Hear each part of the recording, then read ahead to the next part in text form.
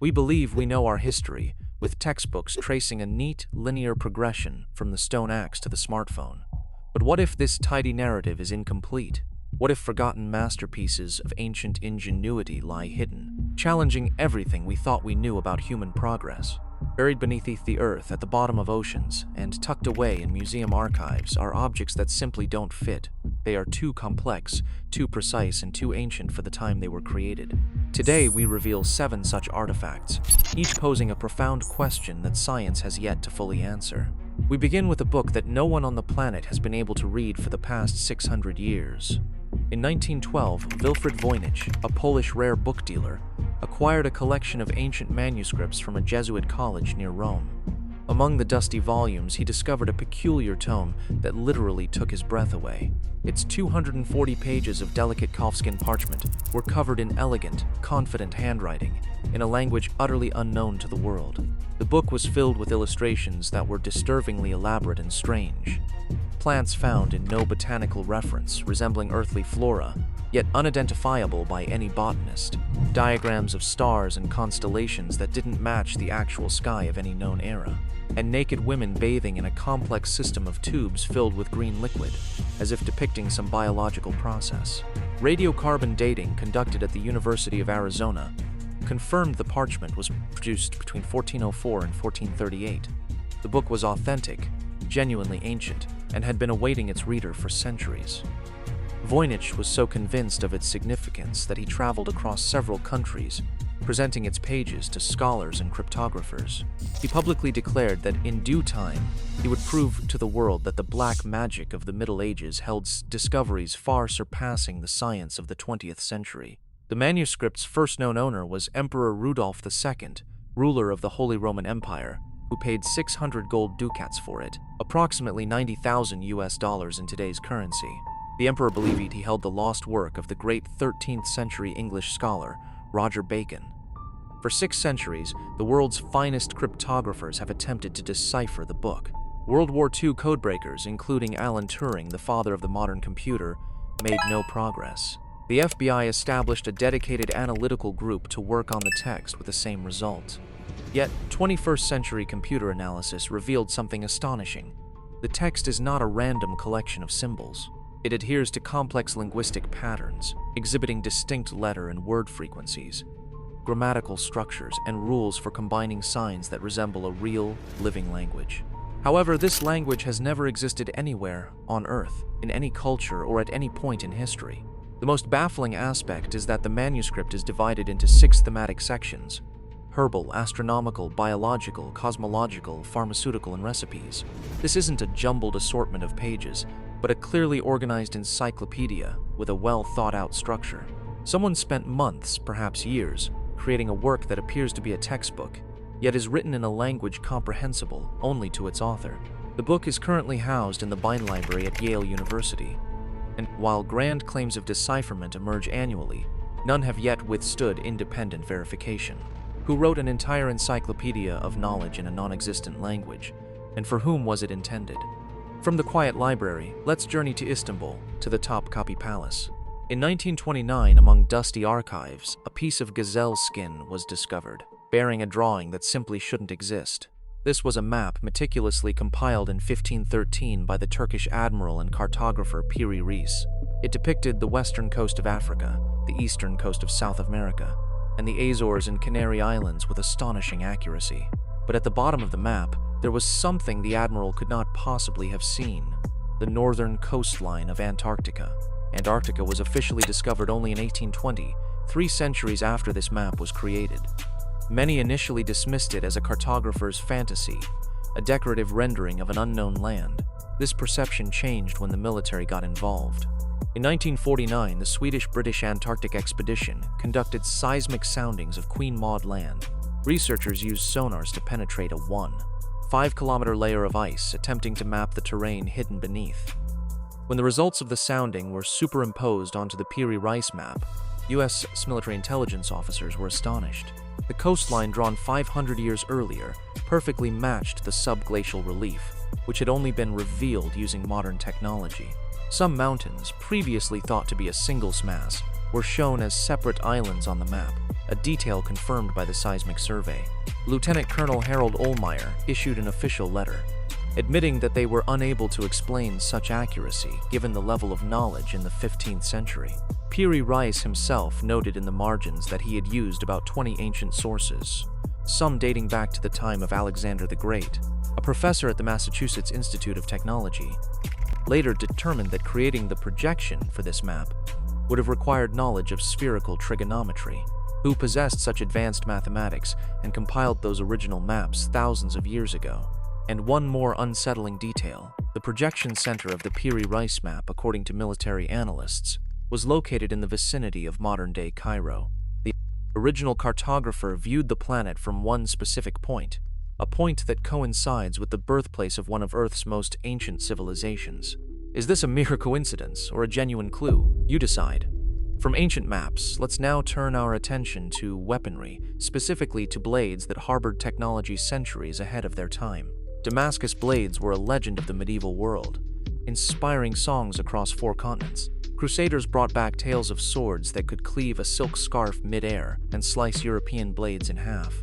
Arab poets wrote that the finest Damascus blade could be wrapped around the body like a belt, then straightened, retaining its perfect form.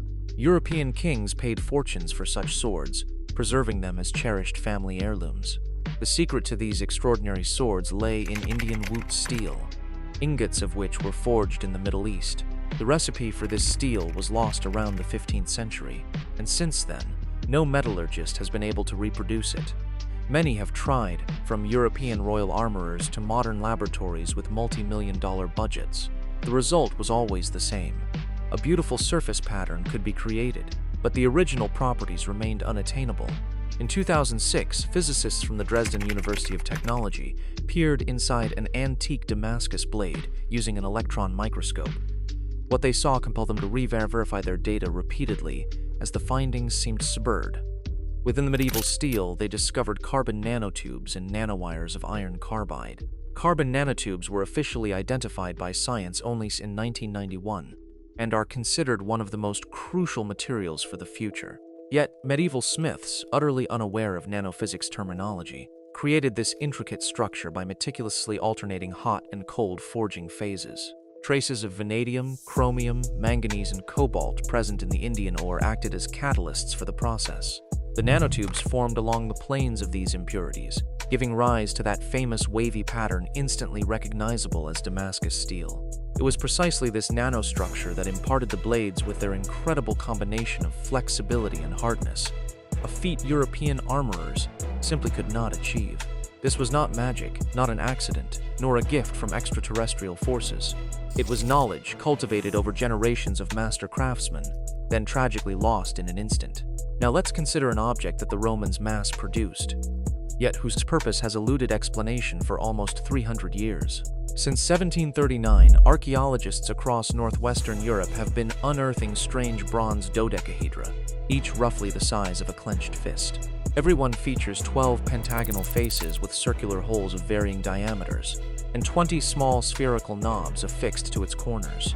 Approximately 130 such objects have been discovered in England, France, Germany, and Belgium, all dating back to the 2nd and 3rd centuries AD.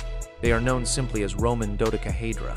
The primary enigma isn't even the object's construction, but the absolute silence surrounding it in all written sources. Not a single word about the dodecahedron appears in any of the thousands of surviving Roman texts, on any fresco, or in any private letter. A civilization that meticulously documented sauce recipes, divorce laws, and brick dimensions seemingly erased this specific item from all its records.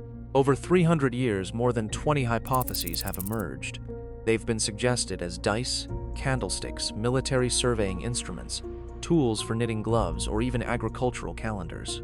Yet none has withstood serious scrutiny. Dodecahedra have been found in both male and female burials, in coin hoards, and in everyday refuse dumps. One particular specimen was discovered in Pompeii, nestled within a woman's casket alongside jewelry and items associated with magical rites.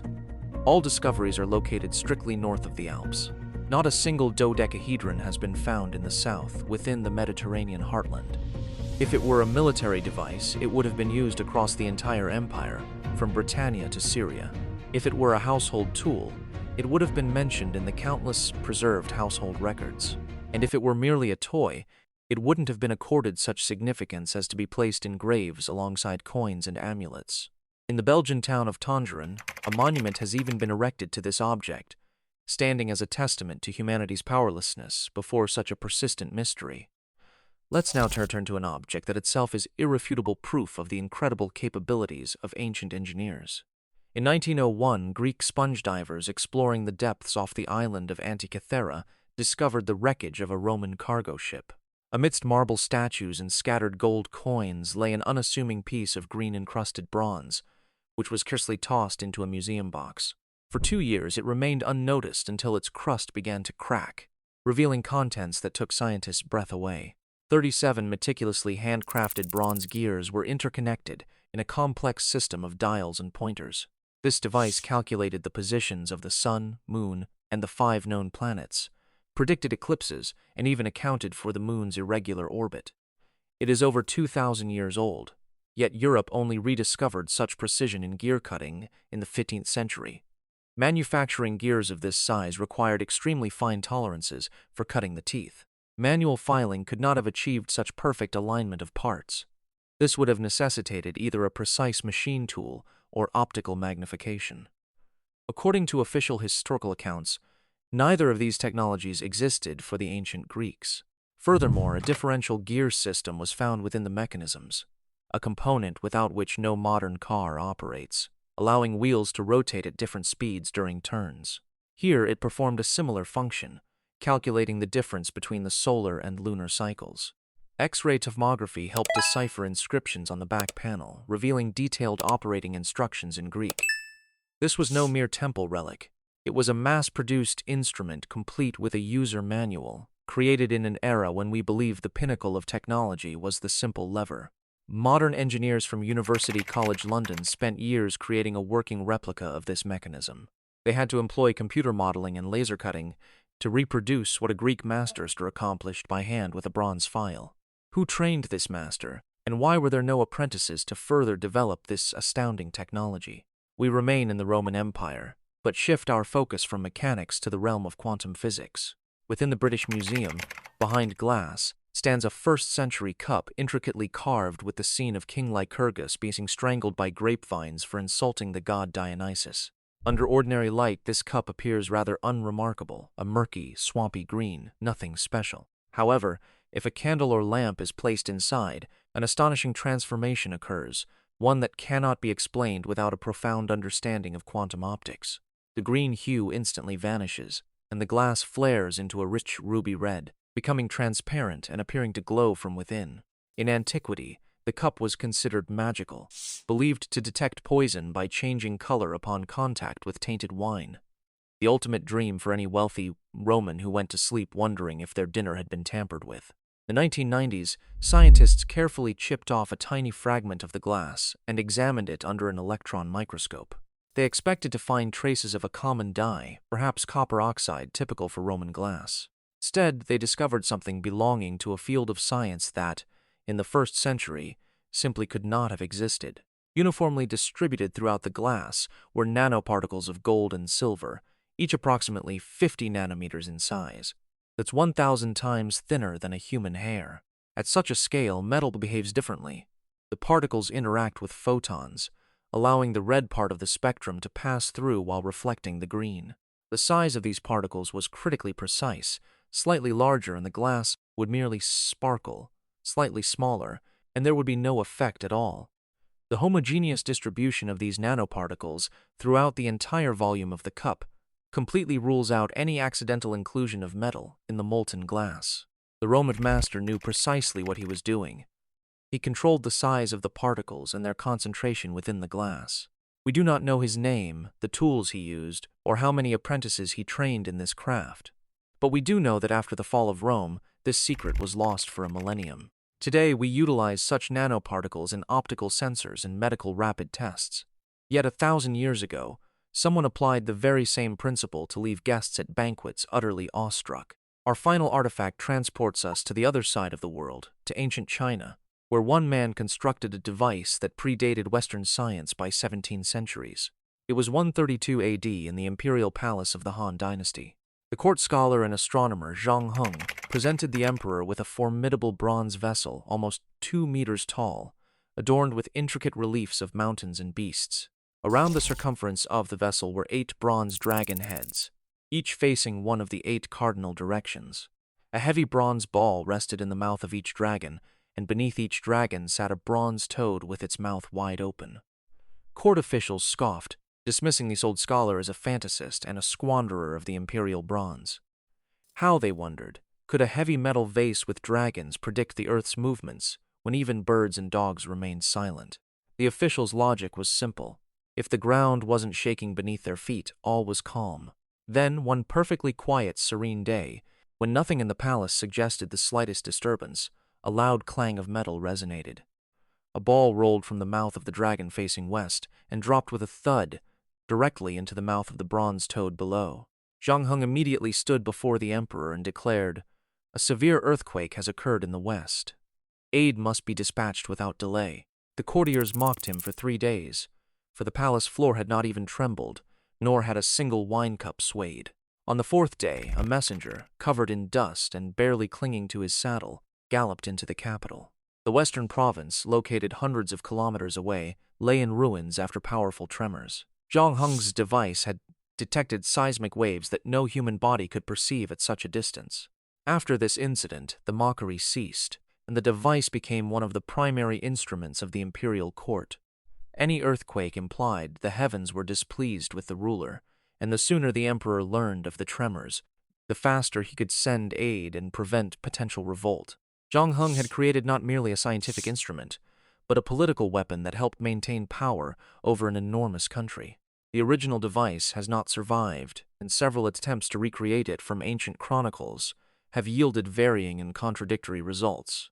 Western science only succeeded in creating the first functional seismograph in 1880, a staggering 17.5 centuries later.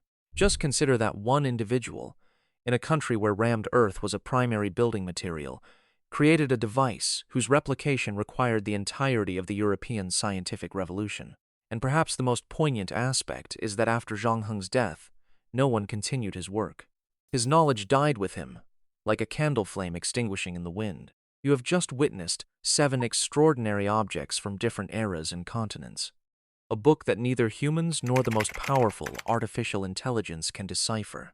A map depicting the contours of a continent buried beneath 5 kilometers of ice.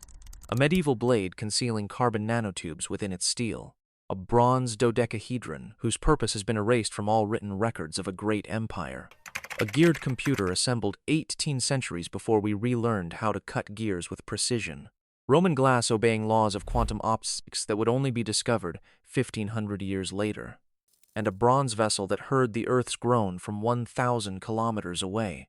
Each of these, taken individually, might be explained away as a fortunate coincidence or a singular flash of genius. But when assembled together, they paint a picture where the past appears not as a primitive rehearsal for our own time, but as some far more complex and unexpected. History is often written by the victors, but artifacts write the truth, for stone and bronze cannot deceive.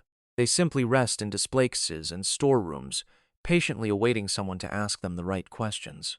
And while we dismiss them as mere curiosities and anomalies, they quietly preserved a message that we are only now beginning to hear. Do you believe that the history of technology has progressed in a strictly linear, upward trajectory? Or do you allow for forgotten peaks of knowledge and profound declines? These objects do not offer definitive answers, but they pose a disquieting question. If entire layers of knowledge can be lost so completely, with carbon nanotubes becoming merely a beautiful pattern, and a complex computer dissolving into mere fragments on the seabed, then everything changes. Our progress, it seems, is far more fragile than we are accustomed to believing. How many more forgotten discoveries lie buried in the earth, awaiting the day we finally mature enough to comprehend them? Perhaps it is not what we invent that defines the greatness of an era, but whether we manage to preserve it for those who will come after us.